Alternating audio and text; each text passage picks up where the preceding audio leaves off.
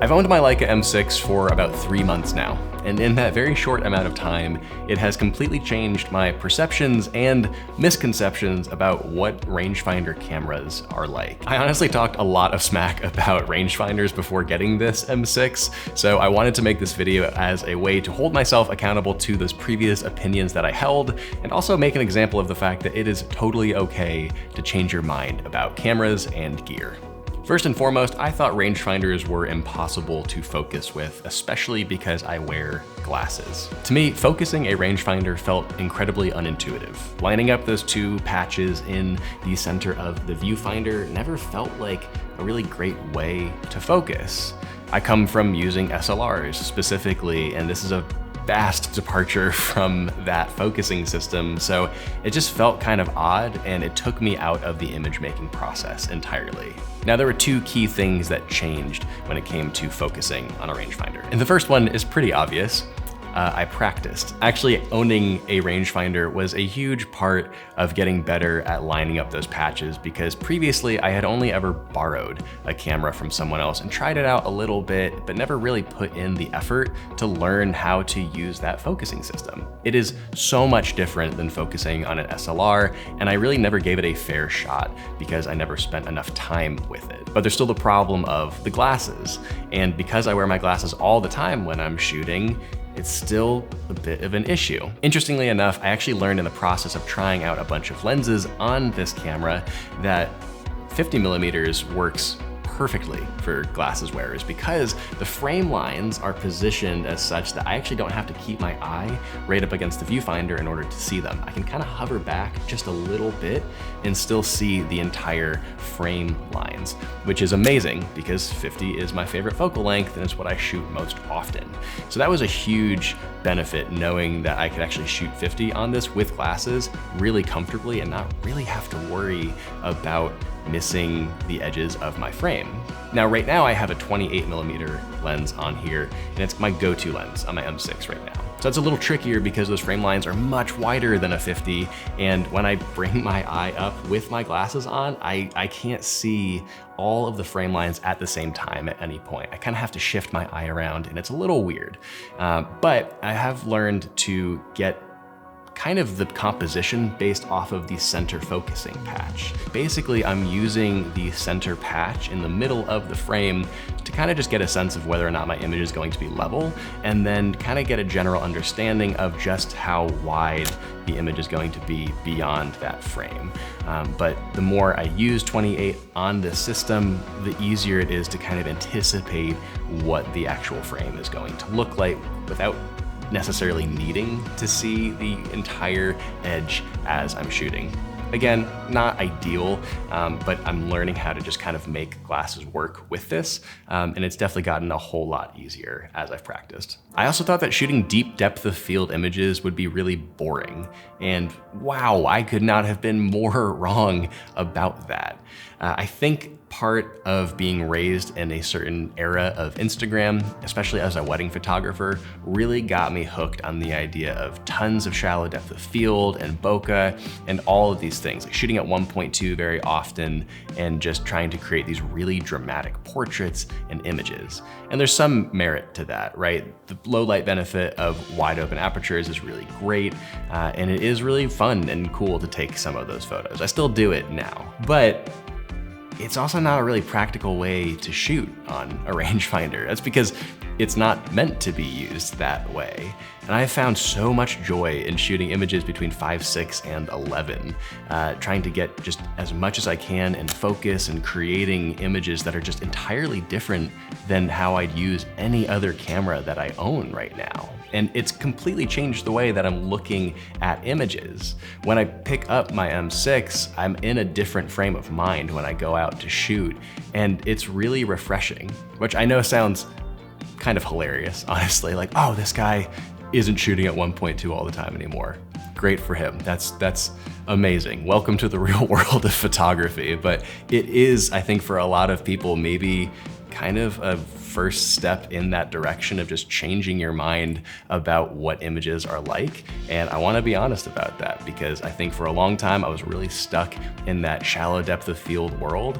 And even though I still like that to a certain degree, having this camera has really shaped the way that I'm making images going forward. I also thought that zone focusing was really confusing. Zone focusing isn't exclusive to rangefinders, but the design of a rangefinder certainly makes it a lot more intuitive to use. I'm no expert on it, and I'm sure someone else could explain it to you better than I could, but for all of you who are used to autofocus, just like myself, you're more or less selecting the zone of focus that you're going to shoot in before you shoot it. So let's say there's someone that's going to be 5 feet away from you. Well, you choose 5 feet as you select it on the dial, and then you are just set for that zone.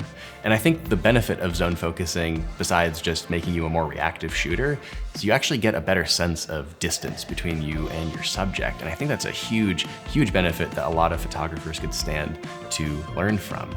Even as a portrait photographer, that's kind of my area of expertise, it makes me a lot more cognizant of the relationship between me and my subject, just practicing zone focusing wherever it is. It could be a landscape, even something on the streets, whatever it is. Zone has been a really huge part of learning the rangefinder process. It is a really nice way to be more reactive to moments because you're less focused on fiddling with your focus lever down here and more so just committing to that area that you're focused in and then really concentrating on your compositions as you go. Now, the last and probably most personal misconception for me was that rangefinders are not portrait cameras.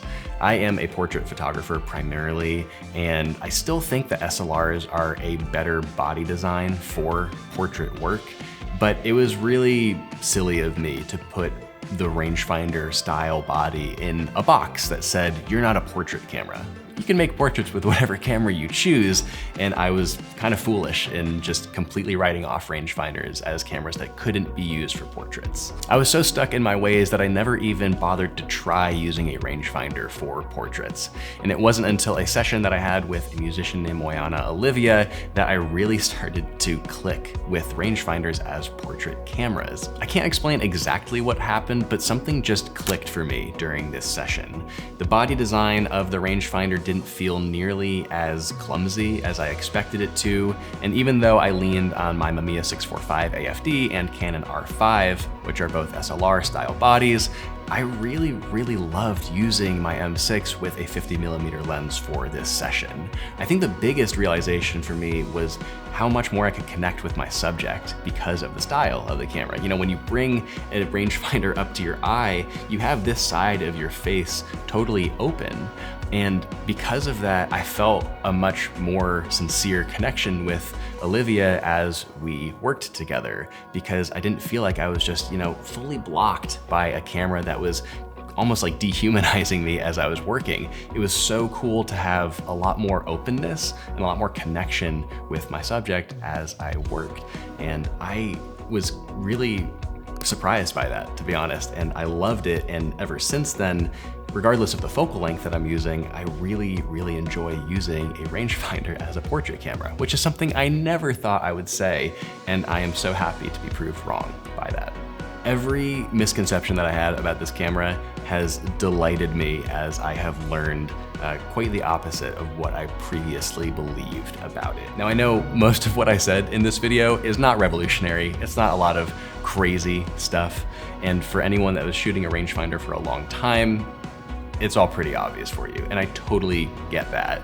But I'm kind of speaking to the crowd that I belonged in before I got my M6.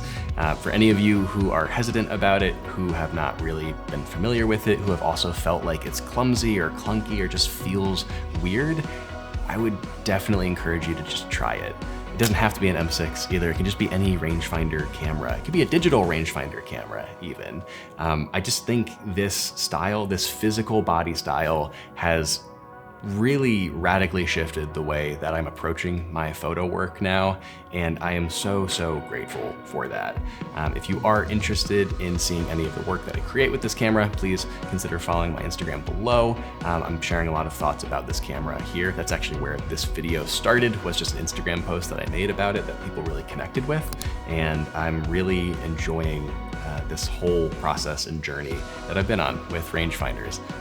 Again, not revolutionary stuff, but I think making this video to just hold myself accountable to those opinions is a really helpful way to just help other people in that decision-making process too. So thanks for watching, and I will talk to you soon.